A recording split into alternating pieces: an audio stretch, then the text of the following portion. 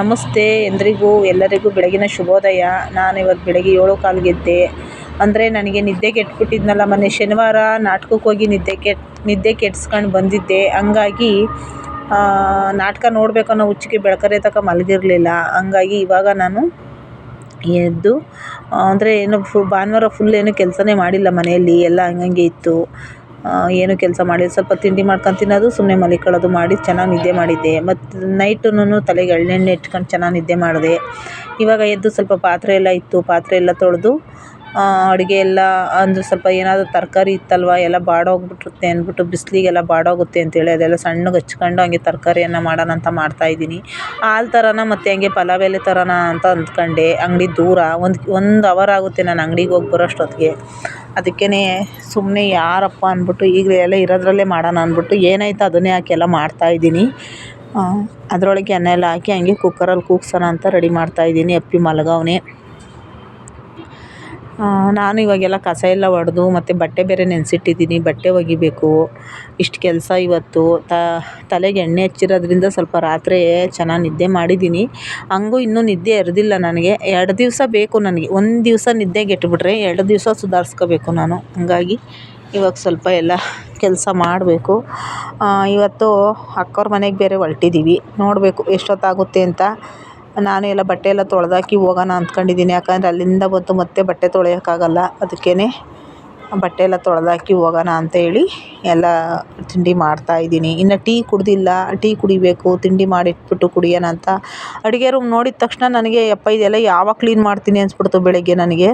ಅದಕ್ಕೆ ಫಸ್ಟ್ ಅಡುಗೆ ರೂಮಲ್ಲಿ ಪಾತ್ರೆಗಳೆಲ್ಲ ತೊಳೆದು ಸಿಂಕೆಲ್ಲ ತೊಳ್ಕೊಂಡು ಅವೆಲ್ಲ ಒರೆಸಿಟ್ಟಿಟ್ಟು ಇವಾಗ ತಿಂಡಿ ಮಾಡ್ತಾಯಿರೋದು. ತರಕಾರಿ ಎಲ್ಲ ಹಚ್ಚಿಟ್ಟಿದ್ದೆ, ಹಂಗೆಲ್ಲ ತೊಳೆದಾಕ್ಬಿಟ್ಟು ಸಣ್ಣಗೆ ಹಚ್ಕೊಂಡಿದ್ದೀನಿ ಎಲ್ಲ ತರಕಾರಿನ. ಬಸ್ಸಾರು ಮಾಡೋಣ ಅಂದ್ಕೊಂಡೆ, ಬೇಳೆಕಾಳು ಖಾಲಿಯಾಗಿತ್ತು. ಅದಕ್ಕೆ ಬಸ್ಸಾರು ಏನು ಬೇಡ ಇವಾಗ ಅಂದ್ಬಿಟ್ಟು ಹಂಗೆ ಅನ್ನ ಮಾಡೋಣ ಅಂತ ಮಾಡ್ತಾಯಿದ್ದೀನಿ.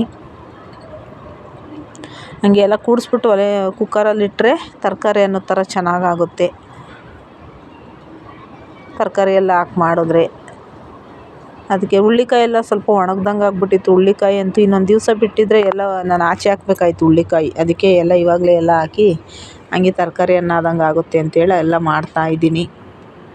ಬಟ್ಟೆ ಬೇರೆ ಜಾಸ್ತಿ ಐತೆ, ಬಟ್ಟೆ ಎಲ್ಲ ತೊಳೆದಾಕಬೇಕು. ಊರಿಗೆ ಹೋಗೋಷ್ಟೊತ್ತಿಗೆಲ್ಲ ತೊಳೆದಾಕಬೇಕು. ನನ್ನ ಮಗ ಇನ್ನೂ ಮಲಗವನೆ, ಮನೆ ಕಂಡ್ಲಿ ಅಂತೇಳಿ ಸುಮ್ಮನೆ ಆಗಿದ್ದೀನಿ. ಅವನು ನೈಟು 2:15 ಬಂದ, ಹಂಗಾಗಿ ಮನೆ ಕಂಡ್ಲಿ ಅಂತ ಹೇಳಿ ಸುಮ್ಮನೆ ಆಗಿದ್ದೀನಿ.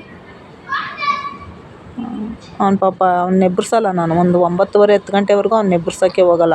ಅವನಾಗ ಎದ್ದು ಒಂದು ಸಲ ಕೂಗ್ತೀನಿ ಎದ್ದಾಗ, ಆಮೇಲಿಂದ ಅವನೇ ಎದ್ದೇಳ್ತಾನೆ. ನಮ್ಮಮ್ಮ ಎಲ್ಲ ಕೆಲಸ ಮಾಡ್ತಿರ್ತೈತೆ, ನನಗೆ ಯಾಕಪ್ಪ ಹಿಂಗೆ ಕೂಗುತ್ತೆ ಅಂದ್ಕೊಂತಾನೆ ಅವನು. ಅದಕ್ಕೆ ನಾನೇನು ಕೂಗಕ್ಕೆ ಹೋಗಲ್ಲ. ಅವನಾಗ ಅವನು ಎದ್ದೇಳ್ತಾನೆ. ಆಮೇಲೆ ನಾನೊಂದು ಸಲ ಎಬ್ಬರಿಸ್ತೀನಿ ಅಷ್ಟೇ. ತಲೆಗೆ ಎಣ್ಣೆ ಇಟ್ಟಿರೋದಕ್ಕೆ ನಿಜವಾಗ್ಲೂ ಒಂದು ಸ್ವಲ್ಪ ತಲೆನೋವು ಕಮ್ಮಿ ಆಗೈತೆ ನನಗೆ. ತಲೆಗೆ ಎಣ್ಣೆ ಇಡಲಿಲ್ಲ ಅಂದರೆ ನಾಟಕ ನೋಡಿ ನಿದ್ದೆಗೆಟ್ಕೊಂಡು ನಾಟಕ ಬೇರೆ ನೋಡಿದ್ನಲ್ಲ ನಾನು. ಬೆಳಕರೆ ತನಕ ನಿದ್ದೆ ಮಾಡಿಲ್ಲ ನಾಟಕದ ದಿವಸ. ಏನಕ್ಕೆ ಗೊತ್ತಾ, ಬಂದಿರೋದೇ ನಾಟಕ ನೋಡೋಕ್ಕೆ. ಇನ್ನು ಮನೆ ಕಂಡ್ರೆ ಏನು ಅರ್ಥ ಆಗುತ್ತೆ ನಮಗೆ. ಅದಕ್ಕೇ ಆಮೇಲೆ ಅಮ್ಮನ ಹತ್ರ ಕೂತಿದ್ದವಳು, ಮುಂದೆಗಡೆ ಎಲ್ಲ ಗಂಡಸರೆಲ್ಲ ಯಾರ್ಯಾರು ಮಸ್ತಾಗಿ ಕೂತಿದ್ರು ನಮ್ಮೂರವರು. ಅವ್ರ ಮುಂದೆಲ್ಲ ಕೂತ್ಕೊಳ್ಳೋದು ಬೇಡ ಅಂದ್ಬಿಟ್ಟು ಸ್ವಲ್ಪ ವೀಡಿಯೋ ಮಾಡಿಬಿಟ್ಟು ನಾನು ಹಿಂದೆ ಬಂದು ಕೂತ್ಕೊಂಡ್ಬಿಟ್ಟೆ. ನಮ್ಮ ಫ್ರೆಂಡ್ ಸಿಕ್ಕಿದ್ಲು ಶಾರದಾ, ಅವಳ ಜೊತೆ ಕೂತ್ಕೊಂಡು ಹೆಂಗೋ ಅವಳು ನಾನಿಬ್ಬರೂ ಒಂದ್ಸಲ ಹೋಗಿ ಟೀ ಕುಡ್ಕೊಂಡು ಬಂದ್ವಿ. ಹಂಗೂ ಹಿಂಗೂ ಓಡಾಡ್ಕೊಂಡು ಕಾಲು ನೋವು ಅರ್ಧ ಓಡಾಡಿದ್ದೀನಿ ನಾನು. ನನಗೆ ಓಡಾಡೋಕ್ಕೂ ಒಂಥರ ನಾಟಕತ್ತವೆಲ್ಲ ಏನು ಗೊತ್ತಾ, ಯಾರು ಏನಂತ್ಕೊಂತಾರಪ್ಪ ಓಡಾಡಿದ್ರು, ಇದೇನು ಹಿಂಗೆ ಓಡಾಡ್ತಾರೆ ಅಂದ್ಕೊಂತಾರೆ ಅಂದ್ಬಿಟ್ಟು ಕಾಲು ನೋವಿದ್ರೂ ಒಂದು ಸ್ವಲ್ಪ ಹೊತ್ತು ಕೂತ್ಕೊಳ್ಳೋದು, ಒಂದು ಸ್ವಲ್ಪ ಹೊತ್ತು ಓಡಾಡೋದು. ಆಮೇಲೆ ಅವಳನ್ನ ಸುಮ್ಮನೆ ಆದರೂ ಬಾರಿ ಅಂತ ಕರೆಯೋದು, ಓಡಾಡ್ಕೊಂಡು ಬರೋಣ ಬಾ ಅಂತ. ಪಾಪ ಅವಳಿಗೆ ನಾಟಕ ನೋಡೋ ಇಂಟ್ರೆಸ್ಟು ಜಾಸ್ತಿ. ಅವಳು ಅಷ್ಟೇ ತುಂಬ ಚೆನ್ನಾಗಿ ನೋಡ್ತಾಳೆ ನಾಟಕನ ನಿಜವಾಗ್ಲೂ. ಅವಳು ಹೇಳ್ತಾ ಇದ್ಲು, ನನಗೆ ತುಂಬ ಇಷ್ಟ ನಾಟಕಗಳು ಅಂತ. ಅಂದರೆ ನಾವು ಚಿಕ್ಕ ಮಕ್ಕಳಿಂದಲೂ ನಾವು ಎಲ್ಲ ಜೊತೆಯಲ್ಲೇ ಒಟ್ಟಿಗೆ ಬೆಳೆದವರು. ಏನಪ್ಪ ಅಂದರೆ ನಮ್ಗೆ ಅವಾಗ ಎಷ್ಟು ಇಷ್ಟಪಡ್ತಿದ್ವಿ ನಾಟಕಗಳೆಲ್ಲ ನೋಡೋಕ್ಕೆ ಅಂದರೆ ನಿಜವಾಗ್ಲೂ. ನಾನೊಂದು ನಾಟಕ ನೋಡೋದಕ್ಕಿಂತ ಇಷ್ಟಪಡೋದಕ್ಕಿಂತ ನಾಟಕದ ಮನೆ ಕಂಡಿರೋದೇ ಜಾಸ್ತಿ ನಾವು. ಇನ್ನು ಸಂಜೆಗೆ ಇನ್ನು ನಾಟಕ ಸ್ಟಾರ್ಟ್ ಆಗಿರಲ್ಲ. ಆವಾಗ ಹೋಗಿ ಚಾಪೆ ಹಾಸ್ಬಿಡ್ತಿದ್ವಿ. ನಾಟಕ ಎಲ್ಲ ಮುಗಿದ ಮೇಲೆ ಎದ್ದೇಳ್ತಾ ಇದ್ವಿ. ನಮ್ಮ ಫ್ರೆಂಡು ಉಮಾ ಅಂತ ಅವಳು ಹೇಳೋಳೆ ಯಾವಾಗಲೂ, ಅವಳು ಮಾತಾಡಬೇಕಾದ್ರೆ ಹೇಳ್ತಾ ಇದ್ಲು. ಅವಳು ಇತ್ತೀಚೆಗೆ ನನಗೆ ಫೋನ್ ಮಾಡ್ತಿಲ್ಲ, ಅವಳೇ ಒಂದೂವರೆ ವರ್ಷದ ಮೇಲಾಗೋಯ್ತು. ಅವಳು ಹೇಳ್ತಾ ಇರೋಳು, ನಲ್ತಂಗಿ ನಾಟಕ ಆಡಬೇಕಾದ್ರೆ ನಾವೆಲ್ಲ ಚಾಪೆ ಹಾಕ್ಬಿಟ್ಟು, ನಮ್ಮೂರಲ್ಲಿ ಆಟದ ಫೀಲ್ಡ್ ಇತ್ತು, ಚಾಪೆ ಹಾಕ್ಬಿಟ್ಟು ಕೂತ್ಕೊಂತಿದ್ವಿ. ಏನೋ ದೊಡ್ಡದಾಗಿ ನಾಟಕ ನೋಡೋರಂಗೆ ಹೋಗಿ ಕೂತ್ಕೊಂತಿದ್ವಿ. ಚಿಕ್ಕ ಮಕ್ಕಳಲ್ವ, ನಾಟಕ ನೋಡೋಕೆ ಕೂತ್ಕೊಂತಿದ್ವಾ. ಬೆಳಗ್ಗೆ ಶಿವ, ಪಾರ್ವತಿ ಮತ್ತು ಇನ್ನೊಬ್ರು ಯಾರೋ ಬಂದು ಇದು ಮುಗಿತೈತಲ್ವ ಆವಾಗ ಎದ್ದೇಳ್ತಾ ಇದ್ವಿ. ಎಲ್ಲ ನಾಟಕ ಮುಗಿದ್ಮೇಲೆ ನಾಟಕ ನೋಡಬೇಕಾದ್ರೆ ನಾಟಕಕ್ಕೆ ಸ್ಟಾರ್ಟ್ ಆದ ಚಾಪೆ ಹಾಸ್ತಿದ್ವಿ. ನಾಟಕ ಮುಗಿದ್ಮೇಲೆ ಎದ್ದು ಬರ್ತಿದ್ವಿ ಮನೆಗೆ. ಮಲಿಕೊಳ್ಳೋಕ್ಕೋಸ್ಕರನೇ ಹೋಗಿ ಆಟೋಸ್ ಫೀಲ್ಡಲ್ಲಿ ಕೂತ್ಕೊಂತಿದ್ವಿ ನಾವು. ಅಂದರೆ ಏನು ಗೊತ್ತಾ, ಕಿತ್ಲಾಡ್ಬಿಡ್ತಿದ್ವಿ ನಾಟಕ ನೋಡಬೇಕಾದ್ರೆ. ಯಾರಾದರೂ ಬಂದು ಪಕ್ಕದಲ್ಲಿ ಕೂತ್ಕೊಳ್ಳೋದು, ಆಮೇಲೆ ಚಾಪೆ ಮೇಲೆ ಯಾರನ್ನ ಬಂದು ಕೂತ್ಕೊಂಡ್ರೆ ಎದ್ದೋಗೋ ಆ ಕಡೆ ಅಂತೆಲ್ಲ ಅಂತ ಇದ್ದೆ ನಾನು. ನಿಜವಾಗ್ಲೂ ಅವಾಗ ಯಾರೂ ಕೂತ್ಕೊಳ್ಳೋಂಗಿರ್ಲಿಲ್ಲ ನಮ್ಮ ಚಾಪೆಗಳ ಮೇಲೆ. ಆ ಥರ ಒಂದು ಇಂಟ್ರೆಸ್ಟಾಗಿ ನಾಟಕಗಳು ಅಂದರೆ ನಮ್ಗೆ ಅವಾಗೆಲ್ಲ ಅಂದರೆ ನೋಡೋದು ಕಮ್ಮಿನೇ, ಆದ್ರೂ ಹುಡುಗರ ಜೊತೆಗೆಲ್ಲ ಒಂಥರ ಚಾಪೆ ಹಾಸೋದು.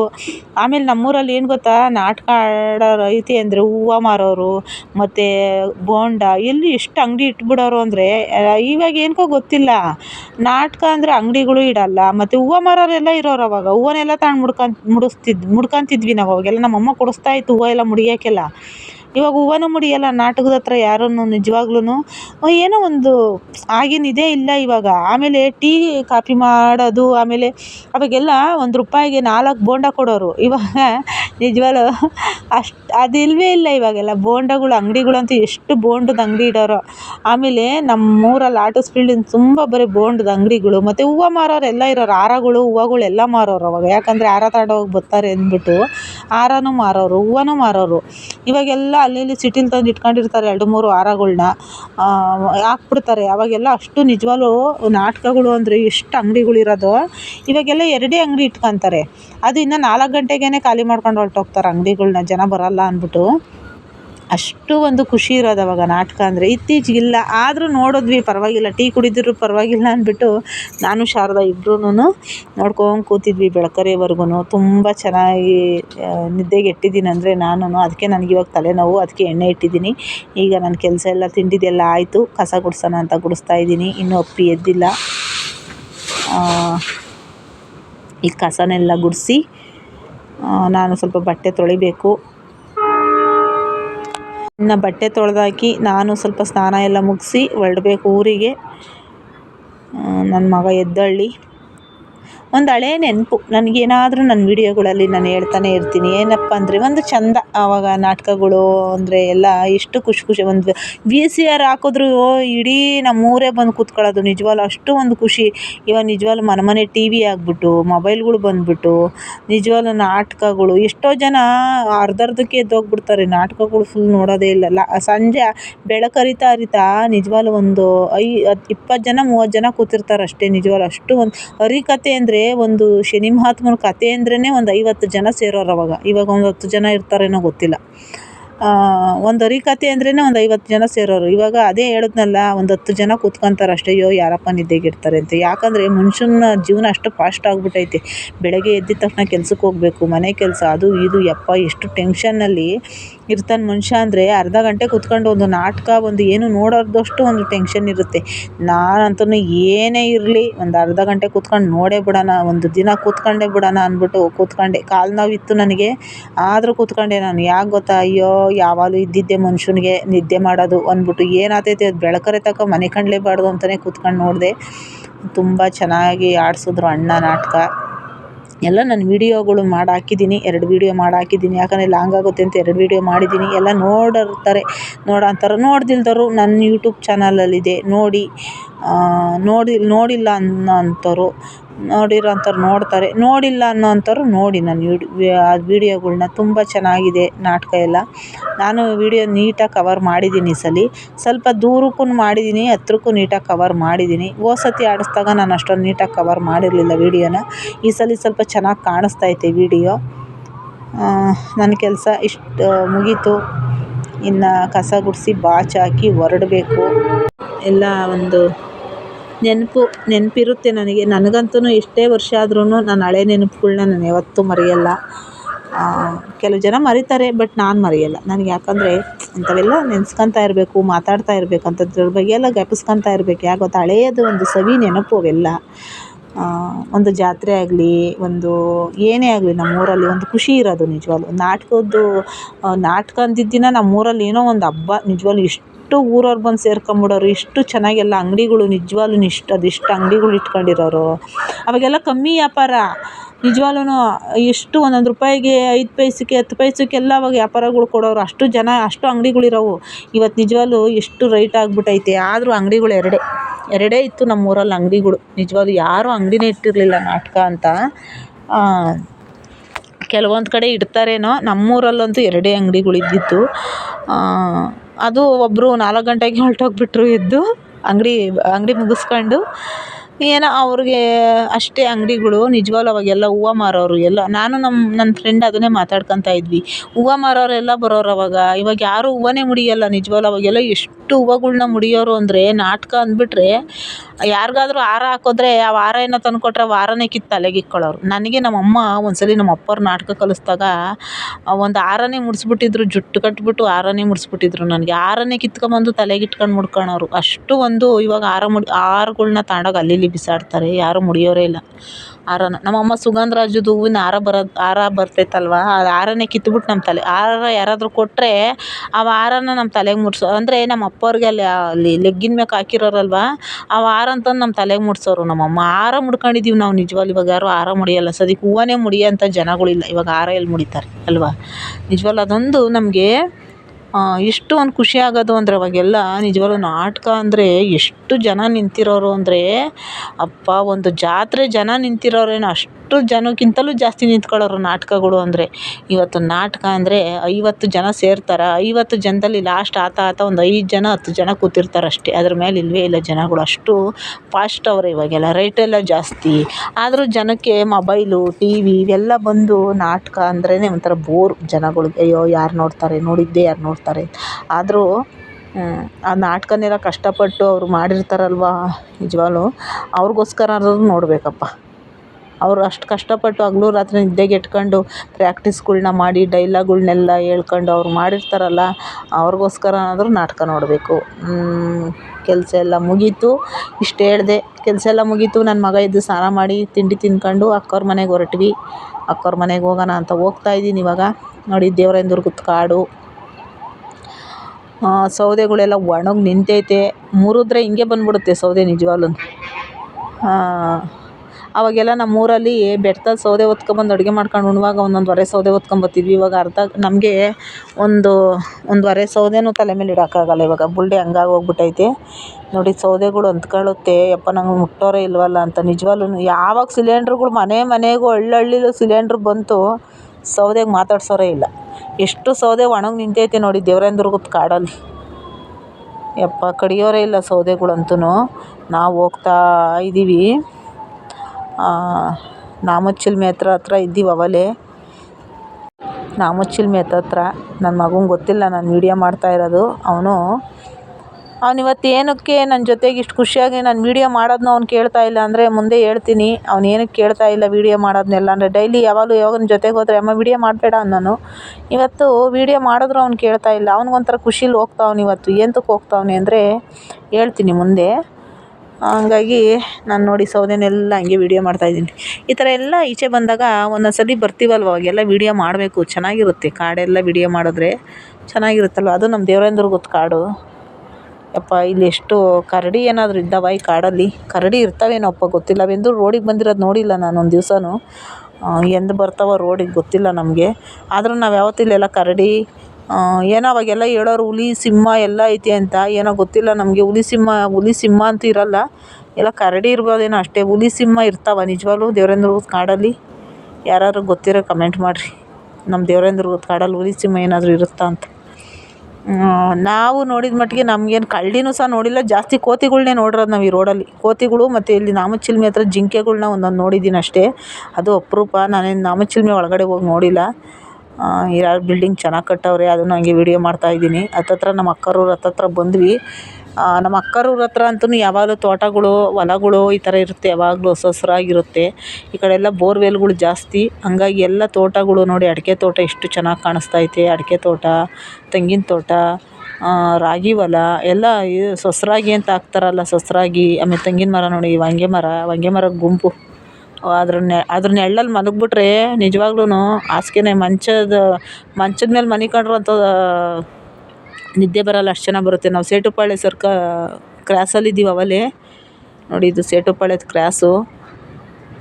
ಇಲ್ಲೇನೋ ಬ್ರಿಡ್ಜೇನೋ ಕಟ್ತಾವ್ರೆ, ಹಂಗೆ ಎಲ್ಲ ವೀಡಿಯೋ ಮಾಡ್ತಾಯಿದ್ದೀನಿ. ನೆನಪಿಗಿರಲಿ ಅಂತ ವೀಡಿಯೋ ಮಾಡ್ಕೊಂಡು ಹೋಗ್ತಾಯಿದ್ದೀನಿ. ನಾನು ಏನಾದರೂ ಒಂದು ಈ ಥರ ವೀಡಿಯೋ ಮಾಡಬೇಕು ಅಂದ್ಕೊಂಡಿದ್ದೀನಿ. ಇನ್ಮೇಲೆ ಎಲ್ಲಾದರೂ ಹೊರಗಡೆ ಹೋದಾಗ ಸುಮ್ಮನೆ ಅಲ್ಲಿಗೆ ಹೋಗಿದ್ದು ಬಂದಿದ್ದು ಅನ್ನೋದು ಬೇಡ.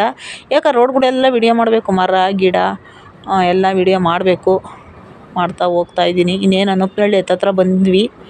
ನನ್ನ ಮಗ ಇವತ್ತು ಗಾಡಿ ಓಡಿಸೋ ಸ್ಪೀಡ್ಗೆ ನಾನು ವೀಡಿಯೋನೇ ಮಾಡೋಕ್ಕಾಗ್ತಾಯಿಲ್ಲ, ಅಷ್ಟೊಂದು ಫಾಸ್ಟಾಗಿ ಓಡಿಸ್ತಾವ್ನು ಗಾಡಿನ. ಅವ್ನಿಗೇನೋ ಒಂದು ಖುಷಿ ಇವತ್ತು, ಅದಕ್ಕೆ ಅವನು ಗಾಡಿ ಫಾಸ್ಟಾಗಿ ಓಡಿಸ್ತಾವ್ನಿ. ಏನು ಖುಷಿ ಅಂತ ನಾನು ಮುಂದಿನ ವೀಡಿಯೋದಲ್ಲಿ ಮುಂದೆ ನೋಡ್ತಾ ಹೇಳ್ತಾ ಹೋಗ್ತೀನಿ. ವೀಡಿಯೋ ಮಾಡ್ತಾ ಏನು ಅಂತ ಗೊತ್ತಾಗುತ್ತೆ ನಿಮಗೆ.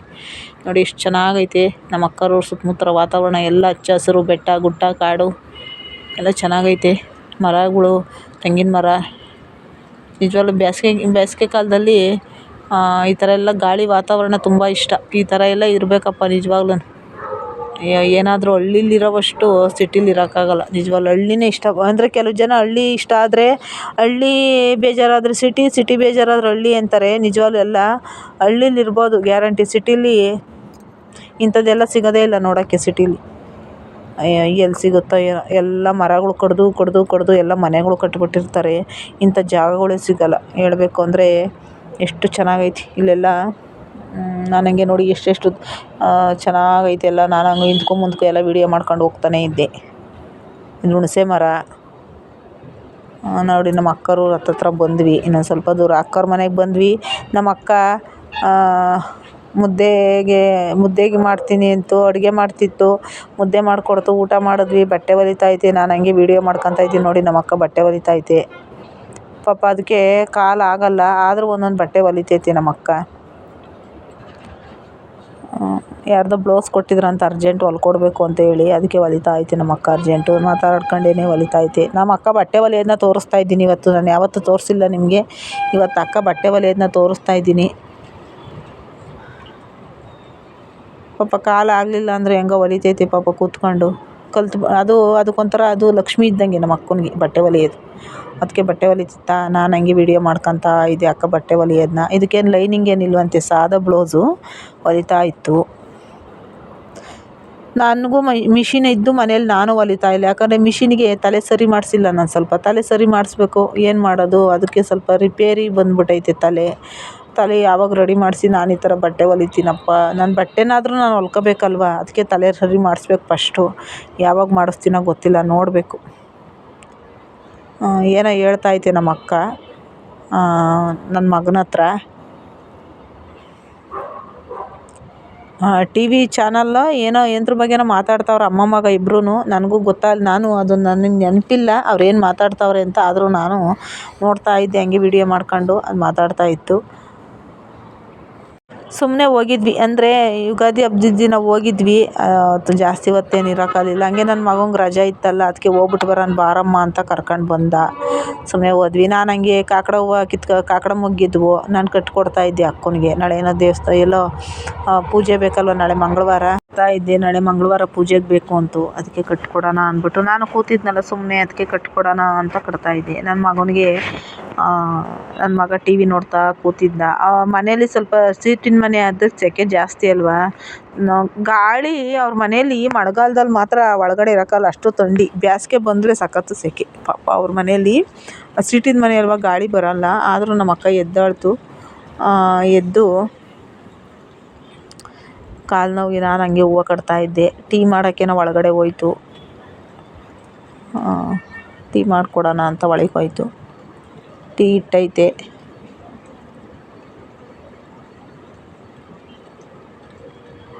ಹಂಗೆ ಮಾತಾಡ್ತಾ ಕೂತ್ಕೊಂಡ್ವಿ. ನಾನು ಹೂವು ಕಟ್ಟಿ ತುಂಬ ದಿನ ಆಗಿತ್ತಲ್ಲ, ಅದಕ್ಕೆ ಹೂವು ಕಟ್ಕೊಡೋಣ ತಡಿ ಪಾಪ ಅಂದ್ಬಿಟ್ಟು ಹೂವು ಕಟ್ತಾ ಇದ್ದೀನಿ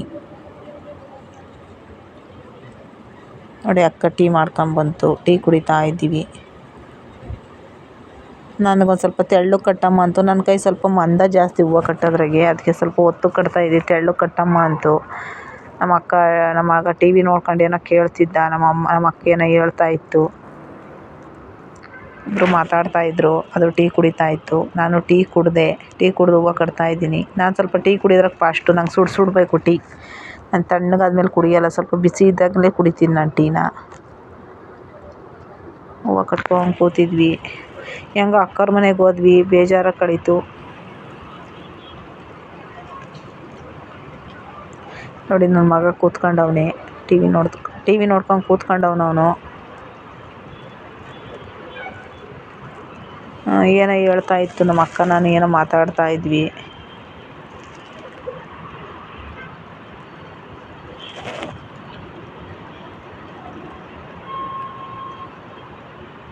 ನೋಡಿ ಹೆಂಗೆ ಕೂತ್ಕೊಂಡೈತೆ ನಮ್ಮ ಅಕ್ಕ ನನ್ನ ಎದುರಿಗೆ.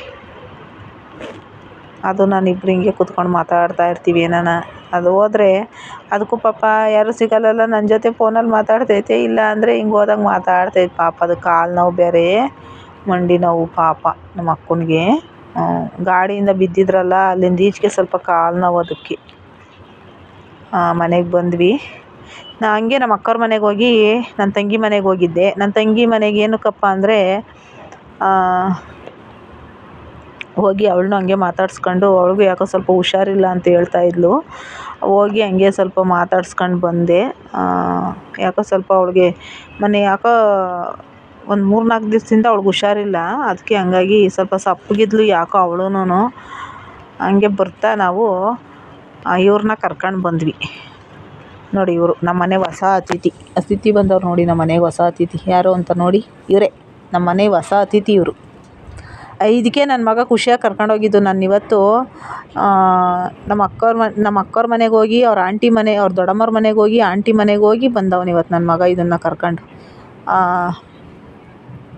ನನ್ನ ಮಗ ಯಾವಾಗಲೂ ನಾನು ಬೆಕ್ಕು ಸಾಕಬೇಕು ಅಂತ, ಬೆಕ್ಕು ಅಂದರೆ ಸಖತ್ ಇಷ್ಟಪಡ್ತಾನೆ ಅವನು. ಅದಕ್ಕೇ ಸಾಕಬೇಕು ಅನ್ನೋನು. ಅದಕ್ಕೆ ನನ್ನ ತಂಗಿ ಕೇಳ್ತಿದ್ದೆ ಯಾವಾಗಲೂ ಅವ್ರ ಆಂಟಿನ, ಬೆಕ್ಕಾಂಟಿ ಅಂತ.